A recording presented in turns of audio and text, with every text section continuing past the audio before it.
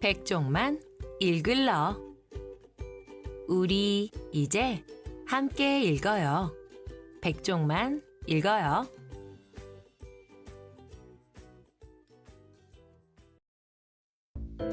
존 머시 이야기. 파트리크 쥐스킨트 지음. 열린 책들. 텅 빈 배낭을 짊어지고 길다랗고 이상하게 생긴 지팡이를 손에 쥐고 뭔가 시간에 쫓기는 사람처럼 젠걸음으로 이 마을에서 저 마을로 묵묵히 걸어다니기만 하던 존 머시는 어린 소년의 마음속에 깊이 각인되며 꿈속에까지 나타나 궁금증을 잔뜩 불어넣어주는데, 그 어린 소년이 더 이상 나무를 탈 수 없게 되었을 때 수수께끼 같은 존 머시는 사라져버린다.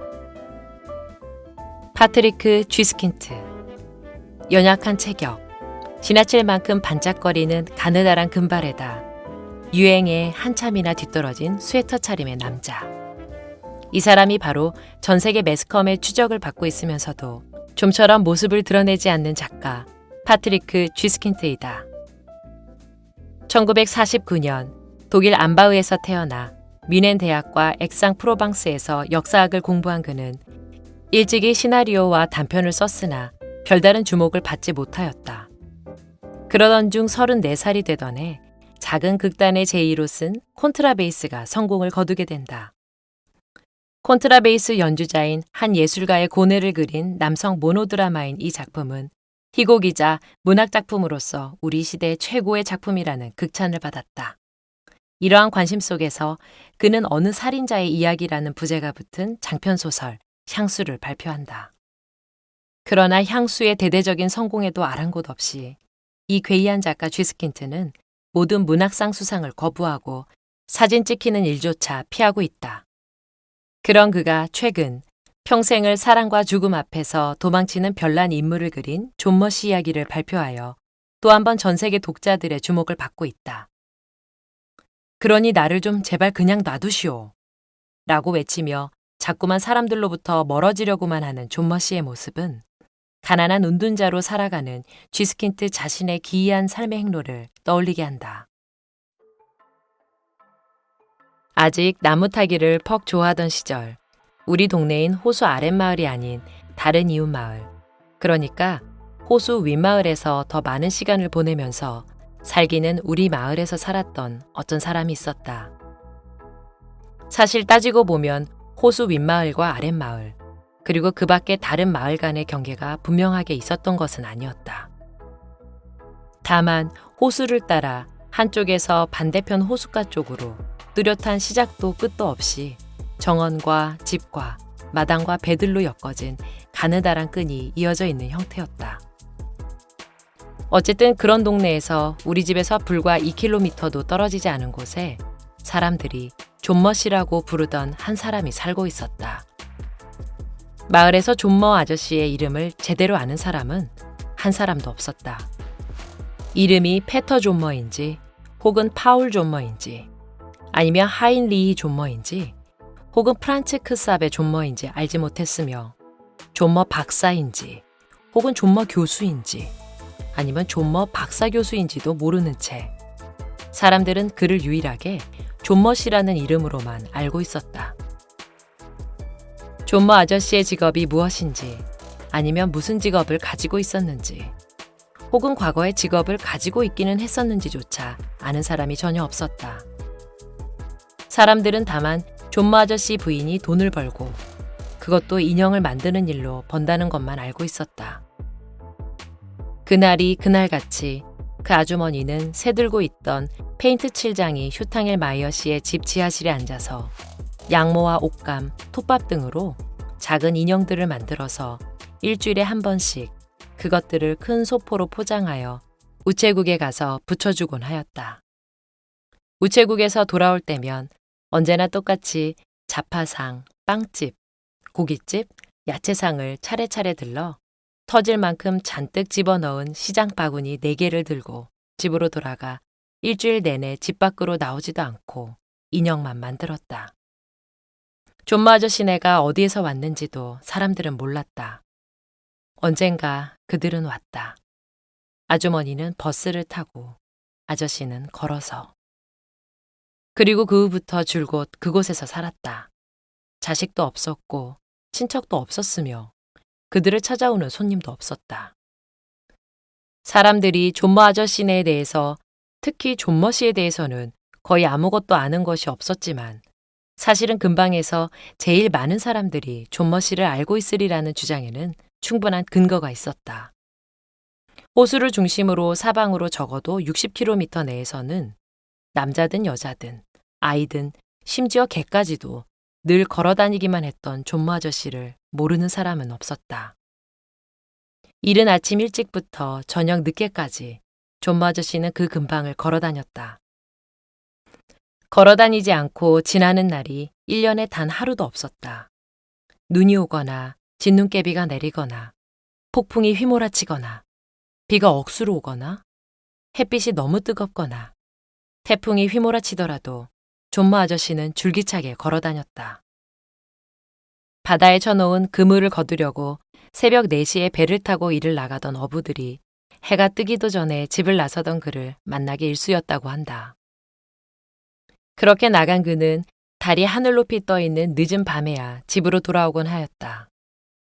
그가 돌아올 때쯤 그가 하루 종일 걸어 다닌 길은 엄청난 거리가 되었다. 호수의 주변을 한 바퀴 돌면 약 40km쯤 되었는데 그 거리를 하루에 걷는 것은 그에게 별로 어려운 일이 아니었다. 하루에 2~3번 군청 소재지까지 갔다 오기도 하였는데 그러면 갈 때 10km, 올 때 10km가 되는 거리가 존머 아저씨에게는 아무 문제거리가 되지 않았던 것이다. 우리가 아침 8시에 여전히 잠에서 덜 깬 모습으로 학교에 갈 때면 벌써 몇 시간 전부터 걸어 다니고 있는 기운찬 모습의 그와 종종 마주칠 수 있었다. 점심때쯤 지친 발걸음으로 집을 향해 갈 때면 어느새 그가 나타나 활발한 걸음으로 우리들을 앞서서 걸어가곤 하였다. 그리고 저녁에 잠자리에 들기 전에 창문 밖을 쳐다보면 호숫가에 그의 깡마른 모습이 그림자처럼 나타나 서둘러 앞으로 걸어가고 있는 것을 나는 볼 수 있었다.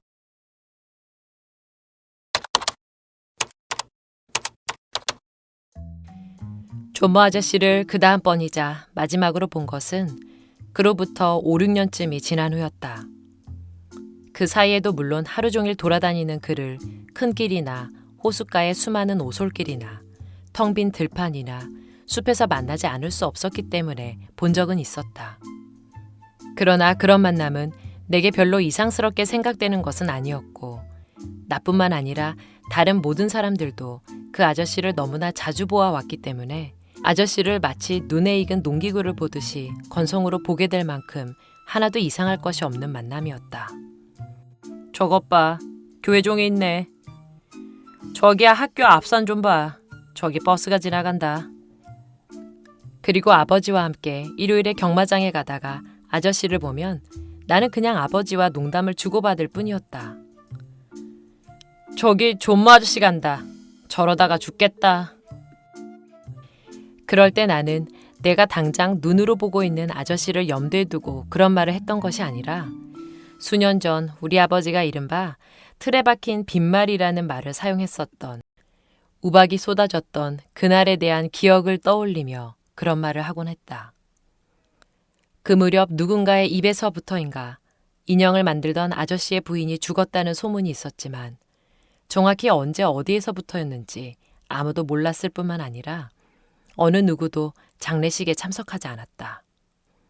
아저씨는 더 이상 페인트 칠장이 슈탕일 마이어 시내 지하실에서 살지 않았고 거기에서는 이제 리타가 남편과 함께 살았다. 그 집에서 몇 채 뒤에 있는 리들 어부 아저씨네 집 다락방에서 살았다. 나중에 리들 아주머니에게서 들은 말에 의하면 아저씨는 집에 아주 잠깐만 들러서 뭘 좀 먹을 것을 만들거나 차를 끓여 마시고는 이내 밖으로 나갔다고 한다. 그렇게 나가고는 며칠씩 집에 오지 않는 경우도 있었고 잠을 자러 오지 않는 경우도 있었다고 한다. 아저씨가 어디에 있었는지, 어디에서 밤을 보냈는지, 어디에서 잠을 자며 시간을 보냈는지, 잠을 잔 시간보다 더 많은 시간을 밤낮으로 이곳 저곳을 헤매며 돌아다녔는지, 그런 모든 것들을 아무도 알지 못했다. 그런 것들에는 관심이 있는 사람도 없었다. 사람들에게는 각자 다른 걱정거리들이 있었다. 그들은 자가용이나 세탁기, 잔디밭의 스프링쿨러에 대한 걱정은 했어도 어느 늙은 별종이 어디서 잠자리를 폈는지는 걱정하지 않았다. 사람들은 라디오에서 들은 말이라든가 텔레비전에서 본 것이라든가 히르트 아줌마가 새로 문을 연 셀프 서비스 가게에 대해서 이야기를 나누었지만 존모 아저씨에 대한 이야기는 하지 않았다. 존모 아저씨는 가끔씩 사람들 눈에 띄기는 하였지만 사람들의 의식 속에서는 존재하지 않는 인물이었다. 그는 사람들의 표현을 빌자면 세월 다 보낸 사람이었다. 존모 아저씨가 없어졌다는 것이 알려지기까지에는 2주일이 걸렸다. 우선 제일 먼저 그것을 발견한 사람은 다락방에 월세를 받으려던 리드러브 아저씨의 부인이었다. 존모 아저씨가 2주일 동안 돌아오지 않자 그 아주머니는 슈탕엘 마이어 아줌마에게 그 이야기를 했고 슈탕엘 마이어 아줌마는 히르트 아줌마에게 상의를 했고 히르트 아줌마는 손님들에게 아저씨에 관해서 물어보았다. 그렇지만 아무도 존모 아저씨를 봤다거나 어디에 있는지를 아는 사람이 나타나지 않았기 때문에 2주일이 더 지난 다음 리들 아줌마가 경찰에 실종 신고를 하기로 했고 그 후 몇 주일이 지난 다음 신문에 아저씨를 찾는 작은 광고가 아무도 그 사람이 존모 아저씨라는 것을 알아볼 수 없을 아저씨의 여권용 사진과 함께 나왔다. 사진의 존모 아저씨는 검은색 머리에 숱이 많았고 집요한 눈빛과 입술에는 확신이 차고 거의 뻔뻔스럽게까지 느껴지게 만드는 미소를 머금고 있었다. 그리고 그 사진 밑에 처음으로 존모 아저씨의 온전한 이름이 적혀져 있었다. 막시밀리안 에른스트 에기디우스 존머. 잠깐 동안 존모 아저씨와 아저씨의 비밀스러운 행각에 대한 말들이 동네에서 주요 화제거리가 되었다. 완전히 돌아버렸을 거야. 대부분의 사람들은 말했다. 길을 잃어버리고 다시 집으로 가는 길을 못 찾았던 것이 분명해. 아마 그 사람은 자기의 이름이 무엇이고 자기가 어디에 사는지조차 모르고 있을 거야. 다른 나라로 이민 갔나 봐. 몇몇 사람들은 이렇게 이야기하기도 했다. 밀폐공포증 때문에 우리가 살고 있는 유럽이 너무 작게 느껴져서 캐나다나 호주로 갔을 거야. 산속에서 길을 잃었다가 계곡에 떨어져 죽었을지도 몰라. 어떤 사람들은 또 그렇게 말하기도 했다. 그러나 생각이 호수까지 미치는 사람은 한 명도 없었다. 그러다가 신문이 누렇게 변색되기 전에 존모 아저씨에 대한 이야기는 수그러졌다. 그래도 어느 누구도 그를 그리워하지는 않았다. 리들 아주머니는 아저씨의 몇 가지 물건들을 지하실의 한 구석에 몰아놓고 그 방을 여름 행락객들에게 빌려주었다. 하지만 아줌마는 그런 사람들을 여름 행락객이라고 부르지 않고 여름이라는 말이 그녀에게는 다른 생각이 들게 하기 때문이라고 하면서 도시 사람들 혹은 여행객이라고 불렀다. 존머 씨는 독일어로 여름이라는 뜻이기 때문이다. 나는 침묵을 지켰다. 한마디 말도 하지 않았다. 그날 저녁 아주 늦게 집에 도착하여 텔레비전의 나쁜 효과에 대한 일장 훈계를 들어야만 했을 때에도 내가 알고 있는 것에 대해서는 단 한마디도 하지 않았다. 나중에도 역시 하지 않았다. 누나에게도 하지 않았고 형에게도 하지 않았으며 경찰에게도 말하지 않았고 심지어 코르넬리우스 미켈에게조차 죽음에 대해 한마디도 꺼내지 않았다. 내가 어째서 그렇게 오랫동안 또 그렇게 철저하게 침묵을 지킬 수 있었는지는 나도 모르겠다. 하지만 그것은 두려움이나 죄책감 혹은 양심의 가책에서 비롯된 것은 아니었다. 그것은 나무 위에서 들었던 그 신음소리와 빗속을 걸어갈 때 떨리던 입술과 간청하는 듯하던 아저씨의 말에 대한 기억 때문이었다. 그러니 나를 좀 제발 그냥 놔두시오. 나를 침묵하게 만들었던 또 다른 기억은 존마 아저씨가 물속에 가라앉던 모습이었다. 여러분들 이웃에도 이렇게 존머 씨 같은 분이 있지 않나요? 여러분은 이런 분들을 어떻게 생각하고 계시나요? 존머 씨가 하루아침에 행방불명이 된 이유는 무엇일까요? 그리고 주인공이 말하는 물속에 잠겨버린 이 상황은 어떤 것일까요? 오늘 준비한 내용은 여기까지입니다. 다음에 또 만나요. 지금까지 북나레이션의 북나레이터 B였습니다.